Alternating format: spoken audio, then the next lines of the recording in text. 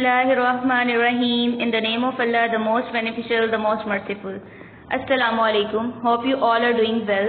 So students, we are going to revise our new topics that are file system, structure and management, and the second one is type of operating system. So we are going to start with the file system, structure and the management. As you all know that operating system not only runs the programs but also stores and organizes the user's data, and you can achieve this through file system. Like आपके पास जो है वो काफ़ी ज़्यादा amount में data होता है. अगर काफ़ी ज़्यादा अमाउंट में डाटा की बात अगर हम ना भी करें, अगर आपके पास स्मॉल अमाउंट में भी डाटा है तो you have to store it in a file like or in a folder. In simple, you can say that file is a mixture of images, text, it may be your audio, video, etc. So अगर हम बात करें कि किस तरह से file system जो है वो हमारे लिए बेहतरीन साबित हो सकता है, तो हम ये कह सकते हैं कि a well designed file system ensure that the data remains organised. Like हम यही चाहते हैं, आपको भी सबको पता है कि अगर हम डाटा जो है वो अपना स्टोर कर रहे हैं तो हम उससे क्या एक्सपेक्ट करेंगे कि वो ऑर्गेनाइज्ड फॉर्म में हो, सिक्योर हो, and you can easily retrieve, read, store your data even when there are thousands of files contain the complex data. First of all, we will discuss the definition of files. As you all know that the file is a collection of related data stored on a computer. जैसे मैंने अभी आपको बताया कि जो file है basically उसके अंदर आपके लार्ज अमाउंट में भी डाटा पड़ा हो सकता है, आपका स्मॉल अमाउंट में भी डाटा पड़ा हो सकता है, और आपने ऑब्वियस ही बात है वो डाटा को जो है वो कहीं पे स्टोर भी करना होता है. और फिर हम ये भी बात करते हैं वो डाटा हमारा किस किस तरह की फॉर्म में होता है. Like it may contain the text, images, audios, videos or programs, instructions, etc. Then we will discuss the definition of folders. अब यहाँ पे बात अगर हम folder की करते हैं तो you can say that folder is also called a directory, and you can also say that it's like a container where you store your files and organize them in the logical structure. अब किस तरह से हम देखेंगे folder की definition को, तो जब हमने फाइल एक अपना डाटा सारा स्टोर कर लिया, अब वो फाइल्स को भी मैंने अगर किसी एक बड़े कंटेनर में रखना है तो मैं कह सकती हूँ कि जो मेरा कंटेनर है जहाँ पे मैंने फाइल्स रखी हैं, दिस इज कॉल्ड फोल्डर. और फोल्डर का क्या फायदा होता है, you can make easier to locate and manage the information. आपको पता चल जाएगा कि आपने वो फाइल जो है वो किधर रखी है. Then we will talk about the metadata. First of all we will discuss the metadata definition. अगर हम बात करें एक फाइल और फोल्डर के बारे में जितनी भी डिटेल होती है वो मेटाडाटा कहलाता है. In short you can say that data about data is called metadata. जैसा कि अब मैंने एक फाइल और फोल्डर जो है वो क्रिएट कर लिया, then you can say that what is the name of this file और folder, what is the type, size, date of creation and last date of modification. This all information, this all data is called metadata. अब ये information किस किस चीज में आपकी help कर सकती है, लाइक ऑपरेटिंग सिस्टम को ये बता सकती है कि कौन सा काम, उसकी क्या आइडेंटिटी है, किस तरह से फाइल्स मैनेज हो रही हैं विदाउट ओपनिंग देम. लाइक अगर आपके पास जब एक फोल्डर के अंदर आपने कोई चीज़ें रखी हुई हैं, ठीक है, अब अगर आप उस फोल्डर पे या फाइल पे जाकर राइट क्लिक करते हैं तो आपके पास उसकी प्रॉपर्टीज और बाकी सब चीज़ें आ जाती हैं कि क्या नाम है, क्या साइज है इस फाइल का, and what is the type of this file. Then we will come to the file system. As you all know that a file system is a way an operating system store and organize files on the storage devices such as hard drive, SSDs and USBs.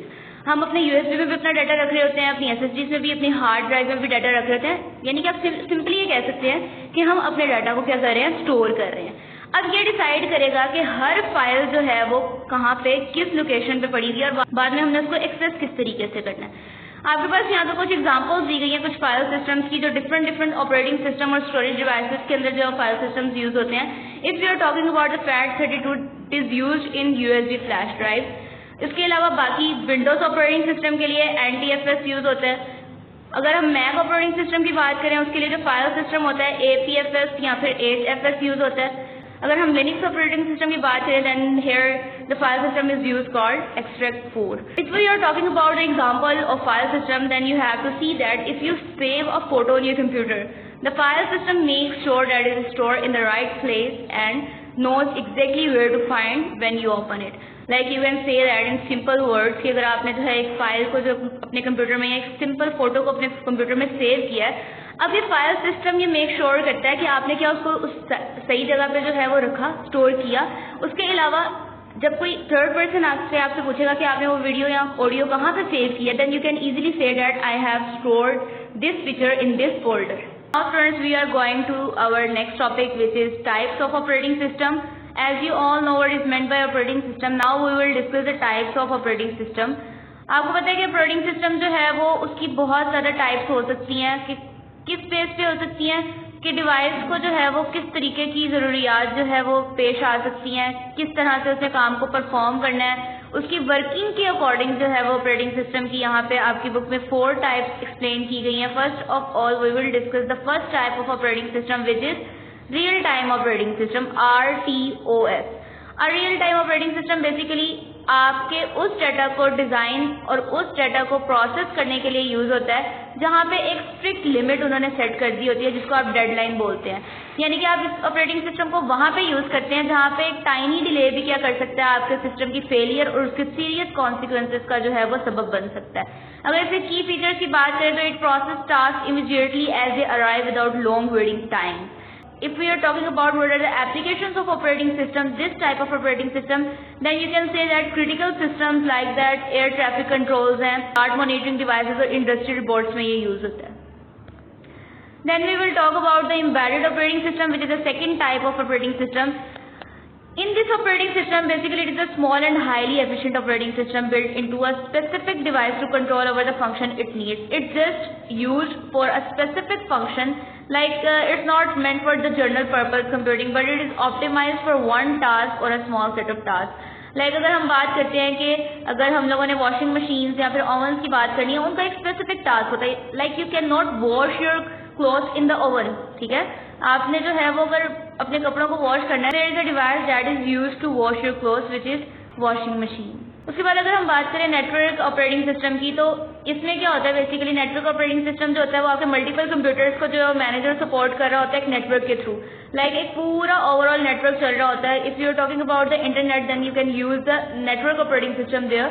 Like आपके files हैं, printers हैं, internet connections हैं, जैसे कि window multi point servers हैं, वहाँ पे भी ये ऑपरेटिंग सिस्टम यूज होता है. लाइक इसका मेन फोकस कम्युनिकेशन और कोऑर्डिनेशन के दरमियान होता है. लाइक अगर हम कंप्यूटर सिस्टम की बात करें, काफ़ी ज़्यादा कंप्यूटर सिस्टम की कोऑर्डिनेशन और कम्युनिकेशन पे जो फोकस करना है तो उसके लिए कौन सा ऑपरेटिंग सिस्टम यूज होगा? नेटवर्क ऑपरेटिंग सिस्टम यूज होगा.